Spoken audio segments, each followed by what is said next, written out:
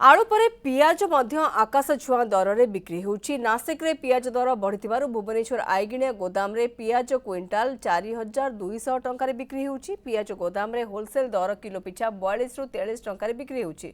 अगस्त मास शेष पर्यंत एमिति रेट रहिबो बोली ओडिशा व्यवसायी महासंघ महासचिव सुधाकर पंडा कहिसंते। ए समय रेट अधिक थाए तेबे ओडिशा आमदानी उपर निर्भरशील थिबारु सेठाकार रेट को नै एठी प्रभाव पड़िबो बोली ओडिशा व्यवसायी महासंघ महासचिव कहिसंते।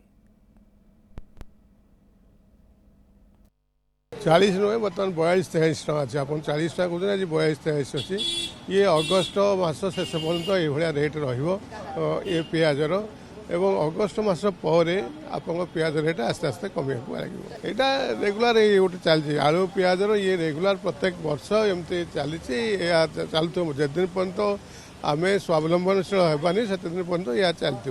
हाँ दार स्तर से बढ़ी से प्राय बर्तमान 3700-3800 टंका अच्छी 500 टंका आपन को लगुच ट्रांसपोर्टेशन लगुच तेणु से रेट बढ़ी आज 40 रु 43 पर्यंत बिक्री हो।